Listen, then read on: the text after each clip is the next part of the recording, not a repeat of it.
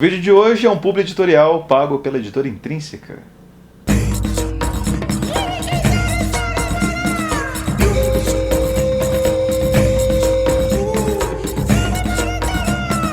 Livro de hoje...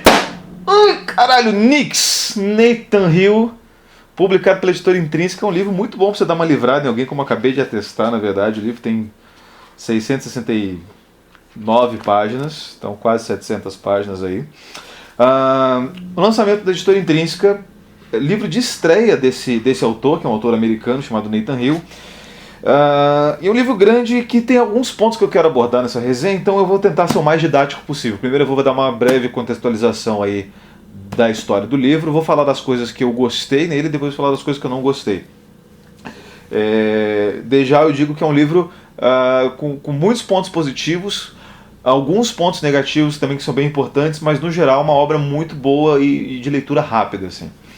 O Nix, ele conta, ele parte de uma cena que um candidato a governador ídolo dos conservadores e reacionários dos Estados Unidos é atacado por uma senhora na praça, quando ele estava passando com a comitiva dele. Uma mulher na praça vai lá e pega umas pedras e taca nele, etc. Então, a partir daí cria-se todo um estado de calamidade, sensacionalismo midiático em cima disso. Vão descobrir quem que é a mulher e descobre que na verdade ela é a mãe do protagonista aqui da história, que é uma mulher que fugiu de casa quando o protagonista, que é o Samuel, era muito novo, e ela foi tirando as coisas de casa, pouquinho a pouquinho, e se mandou para sempre. E ele descobre que a mãe dele está aí depois viva nessa cidade, né? Acho que se passa em Chicago a história, mas ela vai passar por outras épocas e outros lugares também. E a partir daí, então, o protagonista, que é um professor muito frustrado, que está sendo processado pela editora dele, que é uma editora que se globalizou, é uma editora que é editora de livros, mas também faz outros tipos de produtos e todo tipo de coisa, na verdade, por causa de um livro que ele recebeu adiantamento e não escreveu, e ele, para se salvar, resolve escrever um livro contra a mãe dele, sugerido pelo editor dele, que é um cara chamado Guy Periwinkle, para desmoralizar de vez a mãe dele, se acabar com a vida dela, para poder dar uma levantada na moral, deixar o assunto suspenso e vender os livros baseados nesse sensacionalismo que criou todo o caso. Então, a partir daí, o Nathan Hill, ele vai contextualizando a história de todo mundo, cara. A história do professor, a história de uma aluna com quem o professor briga, a história da mãe, a história do pai da mãe, ou seja, né, do avô paterno dela, a história do marido da mãe, a mãe na escola, a infância do menino na década de 80. E esses períodos eles vão passar por algumas épocas muito chave na história dos Estados Unidos, mais especificamente a guerra do Vietnã e todo aquele movimento de contracultura, né, ali da década de 60. A década de 80 com a era Ronald Reagan, ali, com aquele recrudescimento das políticas internacionais, etc.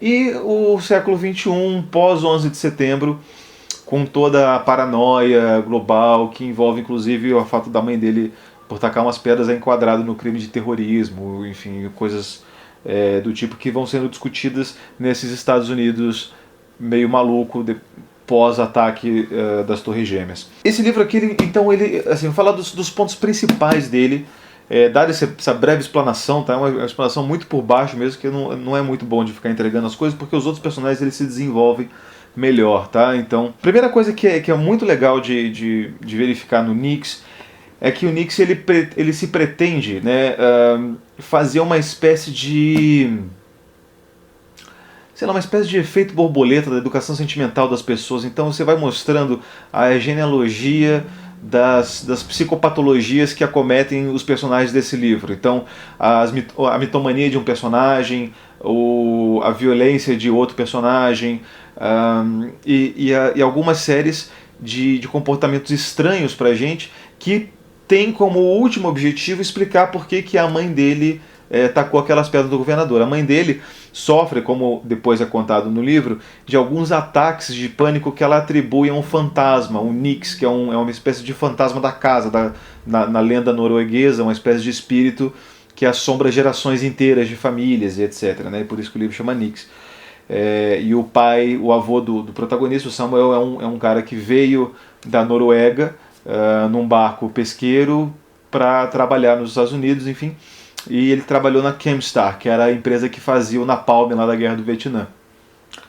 E aí, a partir daí, ele conta essa história para a filha, e a filha, num anseio de aprovação paterna muito grande e um medo correspondente de frustrar o pai, ou enfim, desapontar o pai, ela acaba tendo alguns ataques de pânico que ela atribui a esse fantasma, que ele coloca meio que no limite da suspensão da realidade mesmo, né? Enfim, ele é muito metafórico a alegoria do fantasma, mas no livro ele trata com um pouco mais de teor concreto, né? Bom, outra coisa que é muito legal desse livro é que do final é um livro que assim, se passa em momentos históricos chaves, mas é um romance de ficção. Quando chega da metade para o final, ele começa a virar um romance histórico mesmo, porque ele começa a descrever cenas que aconteceram e personagens que a gente chama de personagens migrantes, né? Quando a gente trata de romance histórico, a gente tem os personagens nativos e os personagens migrantes. Os personagens nativos são os personagens que nascem dentro da ficção, dentro do universo do livro, e os personagens migrantes são outros, aqueles que nascem na história, ou existiram na vida real, e são incorporados no romance. Então, mais especificamente, o Massacre de Chicago de 1968, que foi um massacre contra hippies, assim, numa praça que estava fazendo uma manifestação, com um desdobramento para um incidente do Hotel Hilton Inn, que foi um episódio amplamente coberto pela mídia na época, enfim, foi um marco dessa luta da contracultura, da luta dos hippies contra a opressão policial, etc. Ele está retratado daqui do livro mais para o final dele, mas assim, muito bem retratado. Personagens que estavam lá, mas ele não da maneira como ele narra, mas estavam lá, como por exemplo o Allen Ginsberg, né, o escritor beatnik.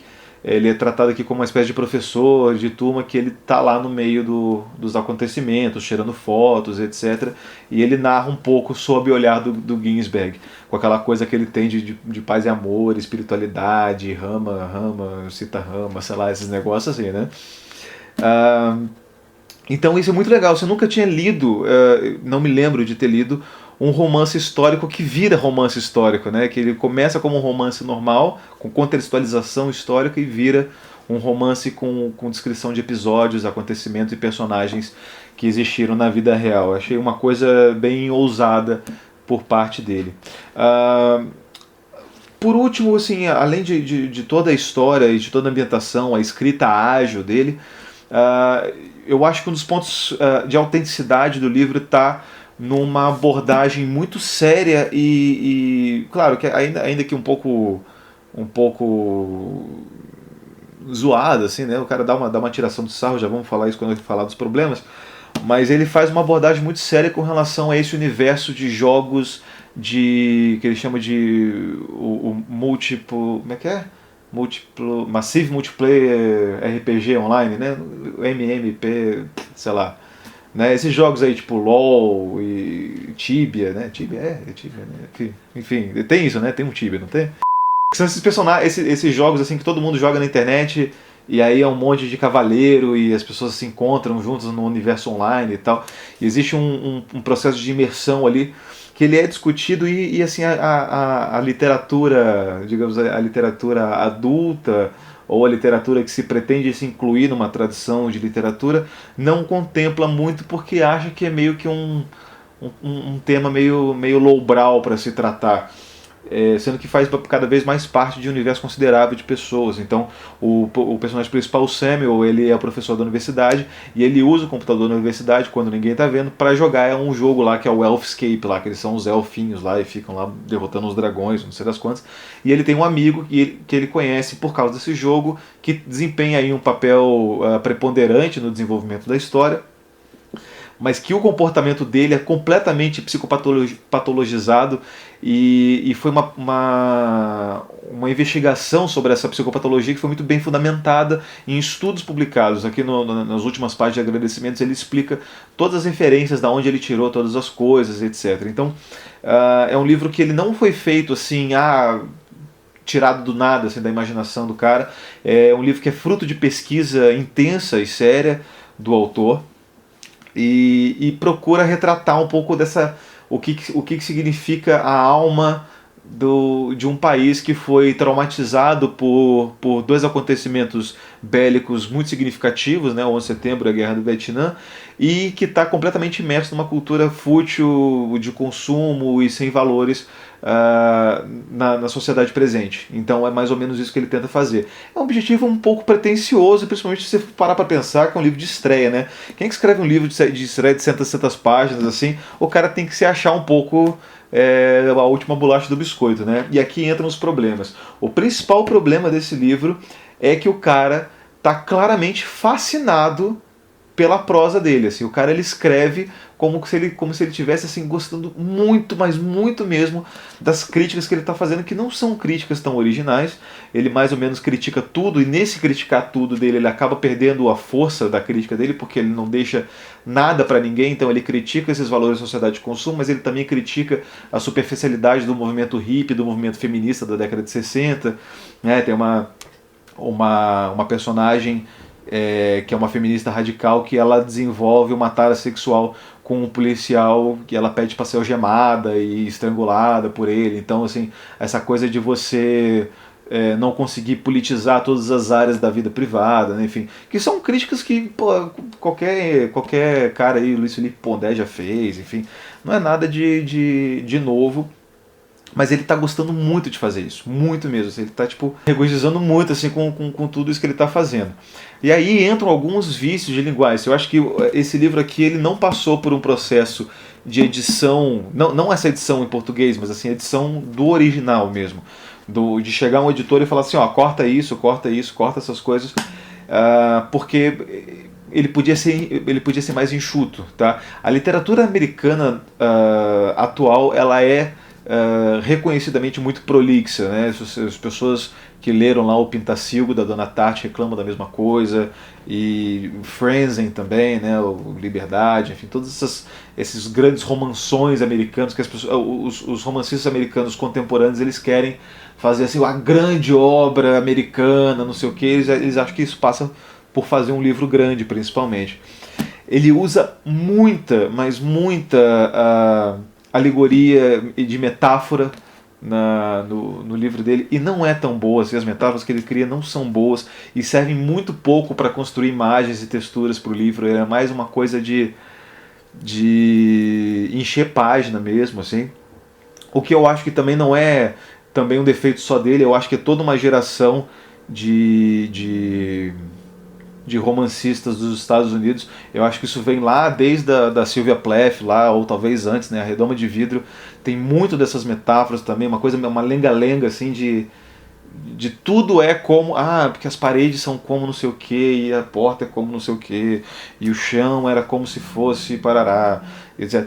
Então assim, cansa, isso assim, cansa muito, somado a essa crítica dele, essa coisa de estar na imersão, né? O personagem, esse editor dele, esse Guy Periwinkle, talvez seja o personagem mais irritantemente cínico do livro, porque ele é o cara que ele colocou ali para sei lá, sabe, dizer as verdades da sociedade e tal, sabe? Porque ninguém tá nem aí, as pessoas só querem comprar isso e comprar aquilo e tal. Então, assim, peca um pouco pelo excesso de tudo, né? Esse livro, ele peca por excessos. Então, basicamente, esse é o principal problema dele. Tem algumas outras coisas, mas eu acho que a crítica principal que eu faço é a linguagem mesmo, assim, uma coisa típica de estreia, né, de quem está começando a escrever, e gostou muito do estilo que desenvolveu, assim, né, então ele está muito apaixonado pela própria retórica dele ali. Mas no mais é um livro que passa muito rápido, a leitura dele é assim, no instante. Eu lembro que eu estava lendo esse livro aqui, eu estava indo com o Murilo para Flip, assim, eu li, sei lá, 50 páginas num voo de, sei lá, 50 minutos, assim, é muito rápido as coisas que passam aqui, enfim. E de novo, tem uma pesquisa muito boa por trás dele, tem alguns assuntos que são interessantes, e alguma hora ou outra ele vai chegar numa abordagem contemporânea que interesse a algum leitor, porque ele aborda muita coisa especificamente, né? No mais, é um romance norte-americano em todos os sentidos, no sentido inclusive que quer discutir o próprio país, quer discutir as doenças da própria gente, né? E todos os acontecimentos que marcaram e traumatizaram a sociedade. Então, ele não foge a esse princípio. E é mais ou menos isso que eu tinha para falar sobre esse livro. Tá? Eu espero que vocês tenham gostado da resenha. Comentem aí se vocês já leram. Vamos falar então sobre Nick, sobre Nathan Hill, sobre Guerra do Vietnã e hippies contra a cultura, Allen Ginsberg, jogos de RPG online, o que vocês quiserem, comenta aí que a gente vai falando. Beleza? Um abraço, galera aí. Tchau.